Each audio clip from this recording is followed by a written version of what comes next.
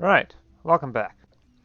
Last time, we did some minor reforms, specifically lowered the amount of noble obligation, well, increased the amount of taxes the nobles pay, as well as made it so that basic education is an entry requirement for the bureaucracy.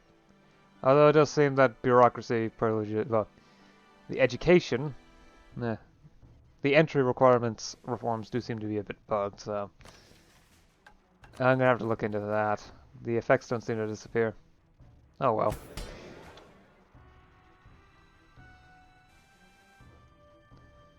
We're also seem to be just about ready to get the next bureaucracy idea. That has been delayed because of reforms, but soon enough, this will reduce clan power yearly. Slowly but surely they'll be moved away. And it will increase maximum centralization, which is less of an issue because of how centralization acts on a resting point basis, unlike in, well, the previous versions of M&T. As long as I don't go to -1 stability, centralization will, for the moment, increase. Which is good.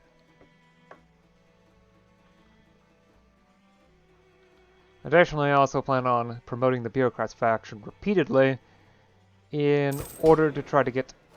another advisor died. Sure, let's get a burger faction advisor in. Yeah. Anyway, in order to try to pass more reforms, the ones specifically that require bureaucratic influence, of which there are some, I do plan on repeatedly promoting the Bureaucrats factions in the faction system. Currently, they've got 25 influence. So, theoretically, I could reform something.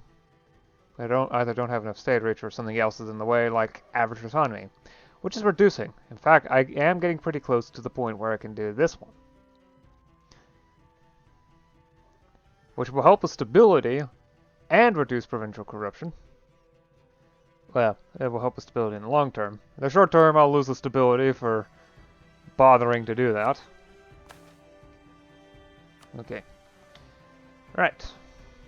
Let's actually end the introduction here. Bit long and winded this time, isn't it?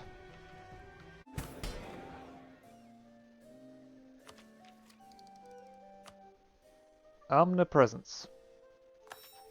In a civilized society, the presence of government in a person's life is not a possibility. It is a fact. Even those who deliberately separate themselves from society do not escape government, as it is government which makes it possible for them to do so in peace. Yearly clan power minus 0.2.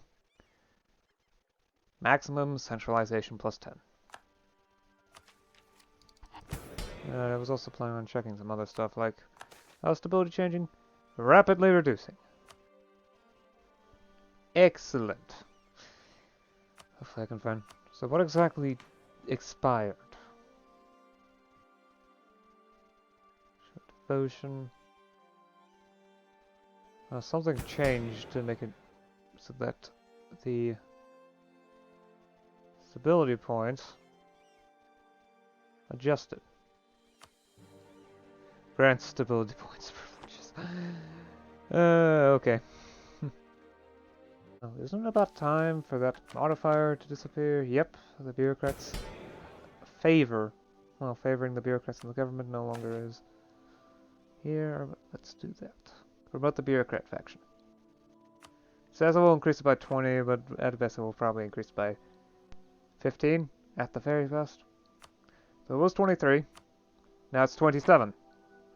I guess it just resets the amount when you do it instead of actually increasing it. Still not enough to do anything here.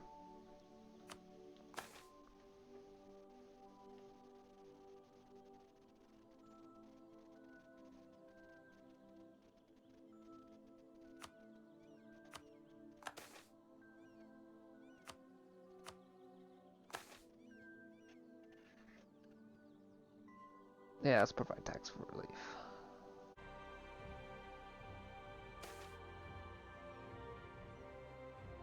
Oh, no, no, not the capital. You know, I should have expected this to happen, what with, you know, how poor conditions are in the city. I was in the middle of fixing that. Joy.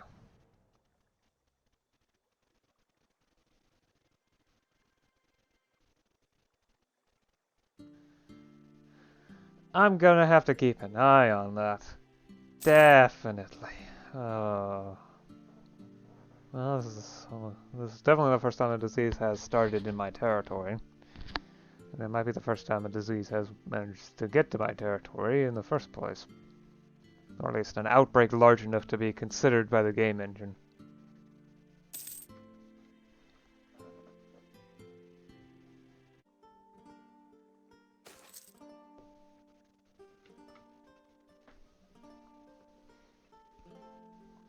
So Zanzibar got an agriculture investment. I guess some of that property died off. Someone wasn't willing to pay the maintenance for it. Oh well, it's mine now. I mean, still, it's not much. Okay, next, Atwara. Agriculture and more extraction. Yeah, sea salt just isn't as valuable as the pearls.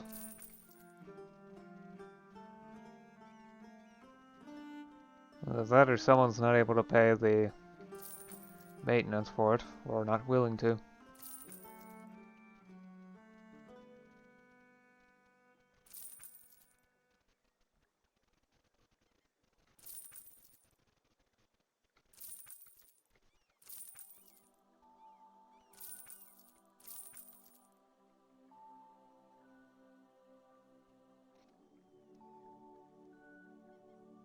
Oh, and there's also a small industrial investment. Huh. I mean, cottage industry is a great way to put rural folk to use, since it provides a lot of necessary materials. Let me actually go look on what it provides. Cottage industry produces consumer product, military product, industrial product, fiber, and, well, fuel and raw material. That is a lot. It's very good.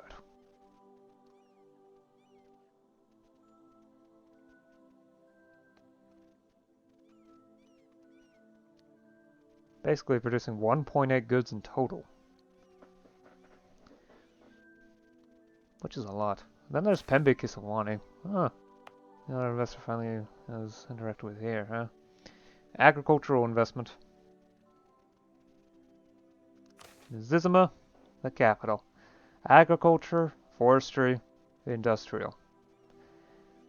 Okay, I'm gonna ask it to stop investing into industrial. Because I can handle that stuff myself. Oh, government by government. I can get that as well. Right. Investment manager.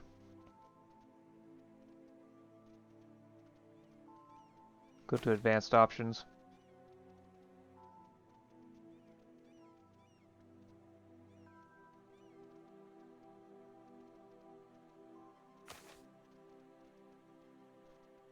Current selected provinces.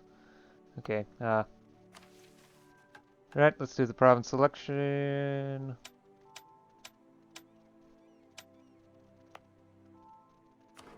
Select.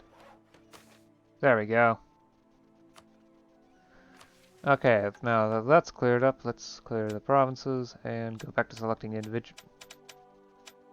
There we go, selecting individual. It is a sad government indeed which enforces rules it did not make. The true power of government is in its sovereignty, and as such, the only source of law is that which stems from the permission of and responsibility to the government. Impact of increased state reach interaction plus 50%. So the base increase from that expanding state reach one is now not 0.5% per year, but 0.75% per year. Additionally, the bureaucrats get plus 0.1 influence per month. And finally, admin efficiency plus 0.25% as the finisher bonus. All this is just excellent. Yep, okay. Probably shouldn't lower land tax too much. Although, I mean, it's two things. One, I need to make sure I have enough money. Theoretically, I can dump about 24 ducats per year before I start losing money.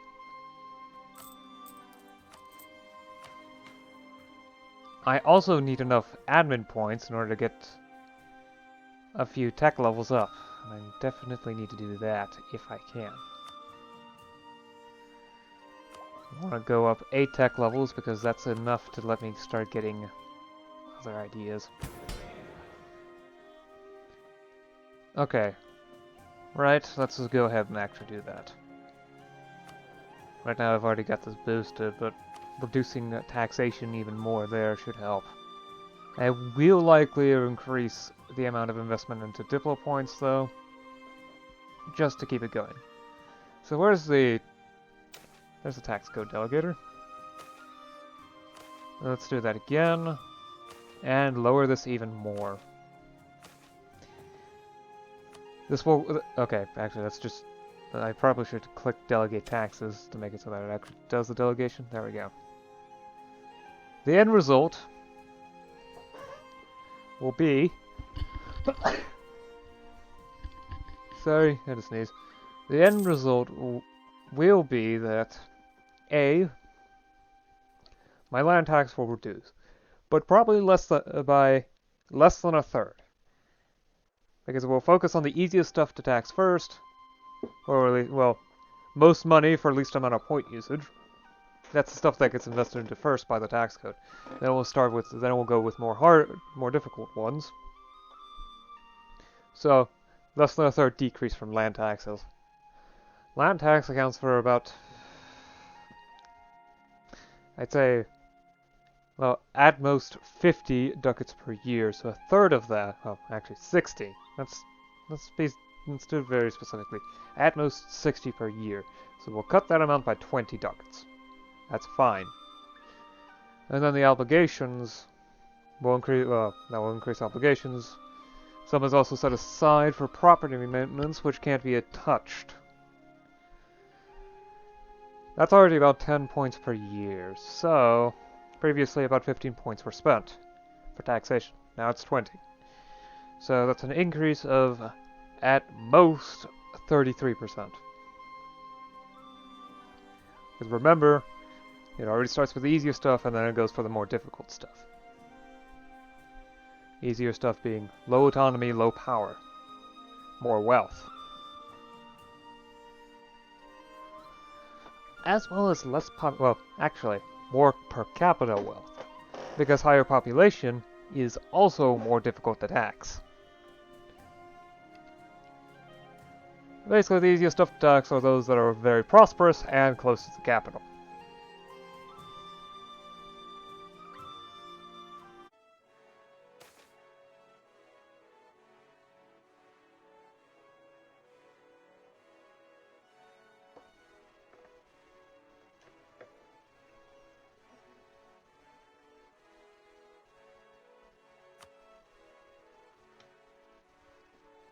Right, I think we should stop this here. Yep. So, I haven't done much on the reform front, but I did finish off bureaucracy ideas. So, clown power is slowly starting to reduce. That's going to take time, though. Quite a bit of it. Additionally, the impact of state region directions has been increased by 50%. Oh, and I got some extra admin efficiency, too, which is nice. That should help with taxation. I've also fiddled with my taxation levels. I've reduced the amount of investment with admin points in order to try to get more points to research admin tech. Certainly is going to help. However, in order to make sure that my treasury doesn't die in the process, I've also increased the Diplo investment. That's going to hurt in the short term, well, that's going to hurt for a bit. For the time being, that's probably the best way to go among things. I definitely am going to... So... I can talk about future plans some other time. State reach is currently increasing rapidly. At the very least, it was the last time I checked. Joy. Let's go ahead and do that. That's going to drop my stability. Yeah, well, +1 was fun while it lasted. Yeah, it's instead of being plus 5% yearly, 0.5% yearly, now it's plus 0.75% yearly. Ouch.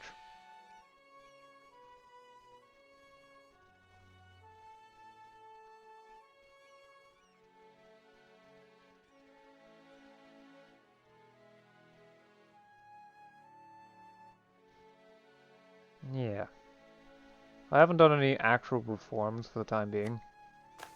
Could theoretically do some if conditions were better, but that's not the case. Average autonomy has increased a bit, but eh. Also, there was a plague in the capital, but no one died. I'm not entirely sure how. Well, it was just a malaria outbreak. Yay.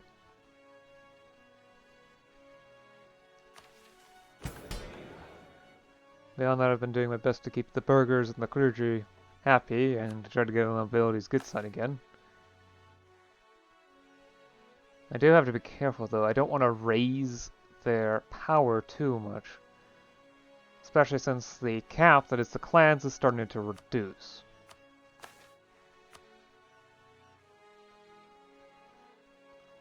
Beyond that, I haven't really done much. I also did take the time to look at where deposits were, but that's not particularly interesting. For example, Madagascar happens to have a lot of coal, and there's quite a bit of metal deposits in Somalia, specifically in the Ajiran's territory. But really, that's not interesting enough for the amount of time that I went through to really show up in the videos. I'm almost certainly not going to include it unless there was so little footage that I needed to do that in order to have a video of decent length. Anyway, enough prattling on. I'll see you again next time. Until then, bye.